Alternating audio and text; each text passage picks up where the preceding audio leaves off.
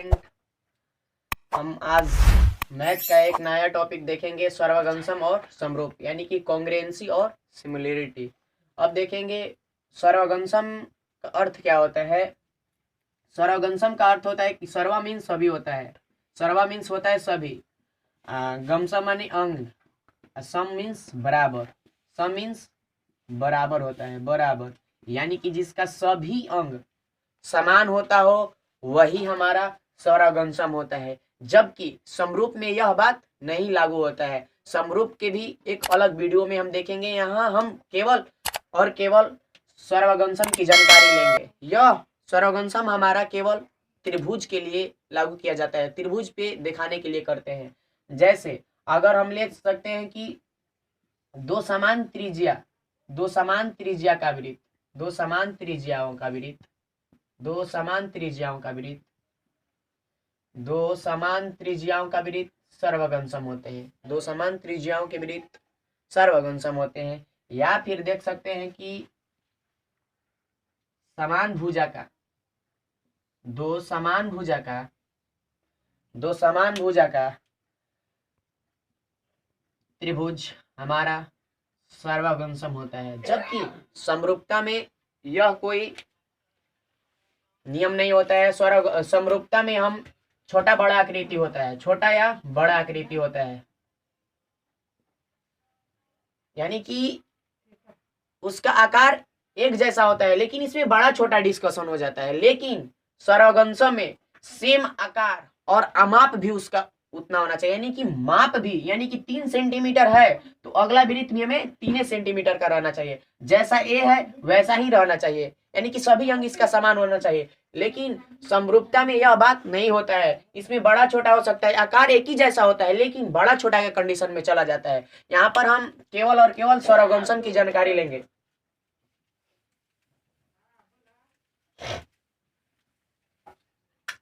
यहाँ देखेंगे यह दो त्रिभुज लिए हम, A B C, D E F.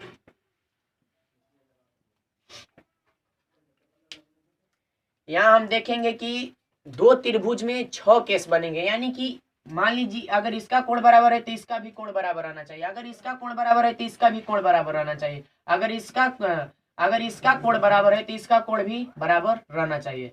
यह हमें ध्यान देना चाहिए, यानी कि यहाँ पे दो केस बनेगा। पहले तो कोण बराबर कोण बी बराबर यहाँ पे ई करेंगे, सी बराबर यहाँ पर एफ करेंगे, सी बराबर यहाँ पे एफ करेंगे।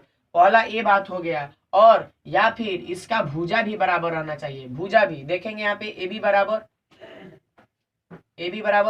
इसका डी ई को होना चाहिए, या फिर बी सी बराबर ई एफ होना चाहिए, फिर ए सी बराबर डी एफ होना चाहिए। यानी कि कोई भी आकृति सर्वगंशम तब होगी जब उसका तीनों कोण और तीनों भुजा आपस में बराबर रहेंगे, तब जाके वह सर्वगंशम नियम पर लागू होगा। लेकिन ये सब रहते हुए भी एक छोटा बच्चा भी बता सकता है कि कौन आकृति सर्वगंशम है और कौन आकृति सर्वगंशम नहीं है। इसीलिए हम इसका अलग अलग पार्ट बाय पार्ट रूल देखेंगे। सर्वगंशम के लिए हम देखेंगे फर्स्ट रूल, इसमें ए और ए के लिए, यानी कि ए और ए, यानी कि कोण कोण कोण कोण कोण कोण में, यानी कि दो आकृति समरूप होगी, दो आकृति समरूप होगी एंगल एंगल देखेंगे। यहाँ पे देखेंगे हम कि यहाँ पे मान लेते हैं कि यहाँ पे 60 डिग्री, 50 डिग्री और यहाँ पे 70 डिग्री। और इससे बड़ा एक आकृति और ले सकते हैं, इससे बड़ा एक और आकृति ले सकते हैं। यहाँ पे 50 डिग्री रख सकते हैं, 60 डिग्री रख सकते हैं और 70 डिग्री रख सकते हैं। तो ये हमारा देखेंगे सर्वगंशम है या नहीं। इसका पहले हम नाम देंगे A B C D E F. तो बहुत सारे लड़के जवाब देंगे कि ए बी सी और डी ई एफ सर्वगंसम है, लेकिन बिल्कुल यह गलत है, क्योंकि हमारा परिभाषा सर्वगंसम का कहता है कि सभी अंग समान होना चाहिए, यानी कि सभी अंग समान और अमाप भी समान होना चाहिए। यहाँ पे हम क्या देखें, आकार तो समान हटबे किया है, लेकिन अमाप इसका समान नहीं है, इसका भुजा कुछ अलग जाएगा, इससे इस आकृति से यह आकृति देखिए बड़ा हो गया है। तो इस नियम के अनुसार हम सर्वगंसम का रूल नहीं बैठा सकते, यानी कि ए और ए यानी कि कोण कोण कोण से हमारा सर्वगंसम का रूल गलत हो जाता है, यानी कि यह सर्वगंसम नहीं होता है। यहाँ पे लिखेंगे हम कि त्रिभुज ए बी सी सर्वगंसम त्रिभुज डी ई एफ सर्वगंसम नहीं होता है। फर्स्ट बात, यहाँ पे फर्स्ट रूल हम जाने कि ए से हमारा यानी कि एंगल से सर्वगंसम की कसौटी लागू नहीं होती है। ये क्यों नहीं लागू हो सकती है? क्योंकि इसका देखिए भुजा अलग अलग हो जाएगा, भुजा अलग अलग, लेकिन इसका कोण तो बराबर हटवे किया, लेकिन भुजा इसका अलग अलग हो जाएगा।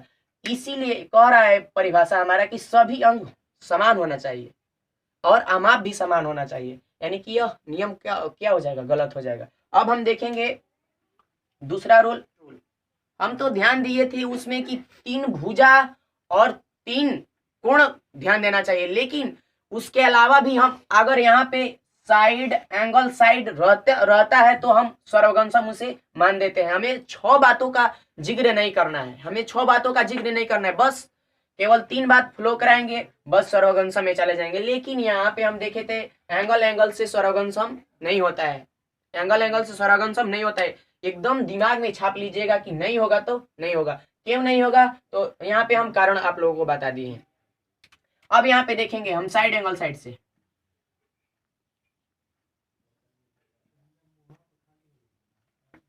ए B C D E F, यहाँ पे हम 2 त्रिभुज लिए और दोनों त्रिभुज में इसका साइड देखिए ध्यान से, इसका साइड यानी कि ये वाला साइड इसके बराबर होना चाहिए। उसके बाद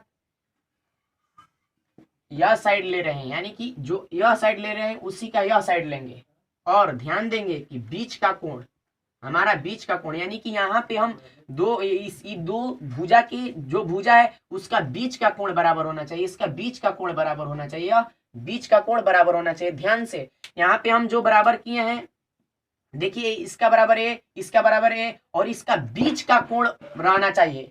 ध्यान से यहाँ पे बीच का कोण बराबर रहना चाहिए, बीच का कोण रहना चाहिए। हम बता रहे हैं अभी एग्जांपल के थ्रू। देखेंगे कि त्रिभुज ए बी सी सर्वगंसम त्रिभुज डी ई एफ है। हाँ यह है सर्वगंसम है, क्योंकि साइड एंगल साइड फ्लो कर रहा है। और यहाँ पर अब हम एग्जांपल इसका देखेंगे।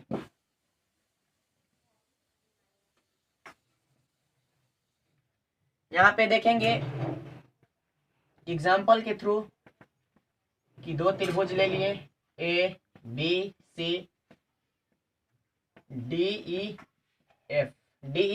एफ ले लिए। अब यहाँ देखेंगे कि हम इसके बराबर इसको किए और इसको इसके बराबर इसको किए, और यहाँ के कोण हम बराबर कर दिए और हम वहां के कोण बराबर कर दिए। तो देखेंगे कि त्रिभुज ए बी सी सर्वगंसम त्रिभुज डी ई एफ नहीं है। ध्यान दीजिएगा, नहीं है। क्यों नहीं है? हम बताएं कि इस साइड का यह साइड बराबर होना चाहिए, इस साइड का यह साइड, और इसके बीच का ही कोण बराबर रहना चाहिए, इसका बीच का ही कोण बराबर रहना चाहिए, इसका बीच का ही कोण बराबर रहना चाहिए, जो कि यहाँ पर सर्वगंसम नहीं है। ध्यान देंगे, क्योंकि इसका बीच का कोण नहीं है। यहाँ पे यहाँ का कोण होना चाहिए था, बराबर यहाँ का कोण होना चाहिए था, जबकि यहाँ पे कोण दिया है। तो यह इस बात पे लागू नहीं होगा, यानी कि साइड एंगल साइड पर बात नहीं लागू होगा और यह सर्वगंसम नहीं होगा।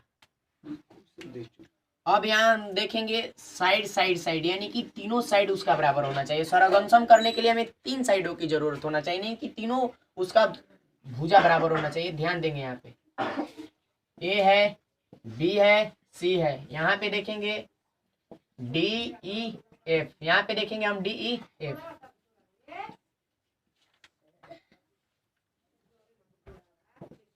यानी कि इसके बराबर यह भुजा, इसके बराबर यह भुजा और इसके बराबर यह भुजा।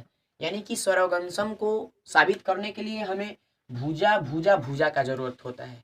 यानी कि हम जानते हैं त्रिभुज का भी क्लास होगा और उसमें बताएंगे कि जिस त्रिभुज का दो कोण बराबर होता है उसके सामने का भी कोण बराबर होता है। यहाँ पे सभी का कोण बराबर है, यहाँ पे सभी का कोण बराबर है, इसीलिए हम बोल सकते हैं कि त्रिभुज ए बी सी सर्वगंशम त्रिभुज डी ई एफ है, यह सर्वगंशम है, यह हमारा सर्वगंशम है। यानी कि हम जानते हैं ना साइड साइड से सर्वगंशम किया जाएगा।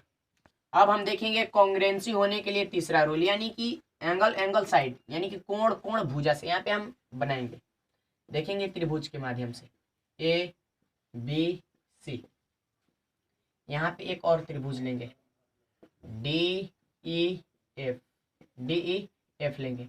मान लेते हैं कि यहाँ का कोण और यहाँ का कोण बराबर है, इसमें भी मान ले रहे हैं कि यहाँ का कोण और यहाँ का कोण बराबर है, ठीक है। यानी कि कोण, इसका कोण इसके बराबर, इसका कोण इसके बराबर।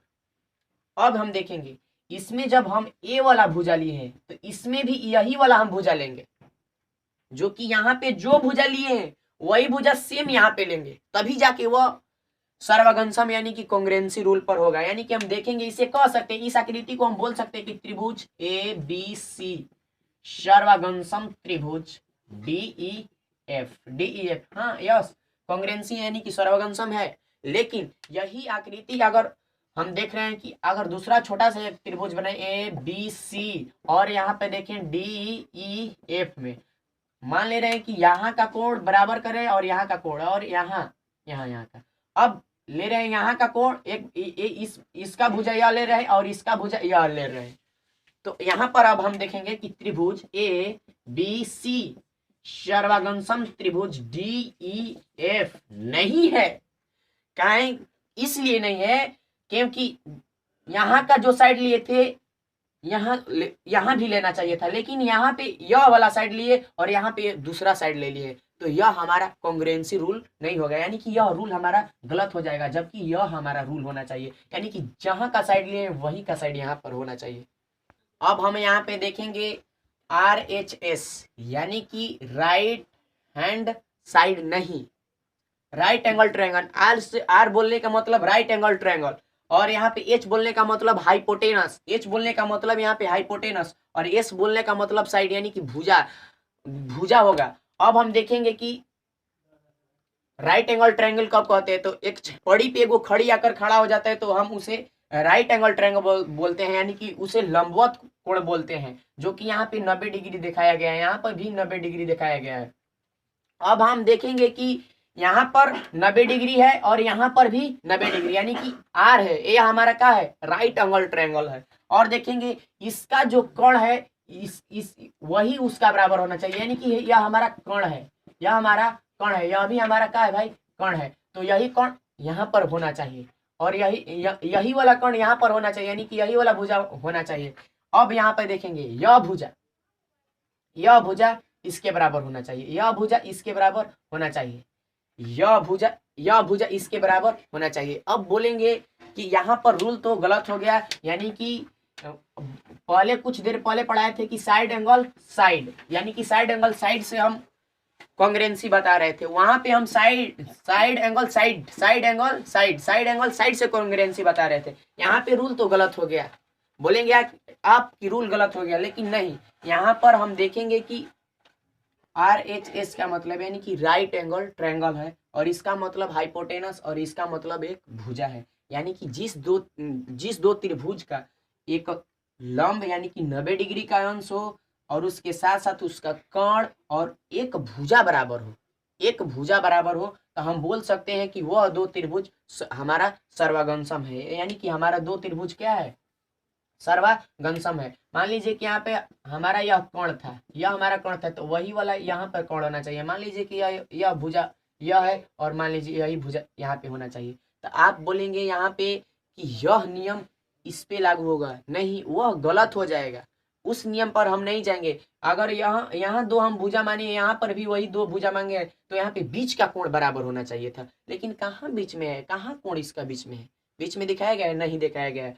तो हम देखेंगे यहाँ पे इस, मान लीजिए कि यह हमारा 5 है, यह हमारा मान लीजिए कि यह हमारा 3 है और यह हमारा 5 है, यह मान लीजिए कि यह हमारा 5 है और यह 3 है। तो यहाँ निकालेंगे तो यह सर्वगंशम की बातों पर लग जाएगा, यानी कि 3 यहाँ पे 4 हो जाएगा, यहाँ पर भी 3, यहाँ पे 4 और 5। यह रूल होता है, यह रूल होता है 3 4 5 के मायने पर। अब देखेंगे कि यहाँ पर भी 3 है, यहाँ पर भी 4 है और यहाँ पर भी 5 है, और हम देखेंगे कि इसका बीच का भी कोण क्या हो गया, बराबर हो गया। यानी कि ऐसे देखेंगे यह इस दोनों में, ई वाला में देखेंगे तो यहाँ पे देखिए तो कोण बीच का हो गया, यानी कि यहाँ पर हम देखिए लगा सकते हैं साइड एंगल, साइड लगा सकते हैं, यहाँ पर हम साइड एंगल साइड लगा सकते हैं, क्योंकि हमारा यहाँ पे बीच का कोण बराबर हो चुका है, हमारा बीच का कोण बराबर हो चुका है। लेकिन यहाँ पर अब हम देखेंगे कि यहाँ पर यह दो माने थे, यह भुजा माने थे, तो इसका बीच का कोण यह बराबर होना चाहिए था, जबकि वहां पर दोनों कोण बराबर नहीं होना चाहिए था। जय हिंद, आज के लिए इतना ही।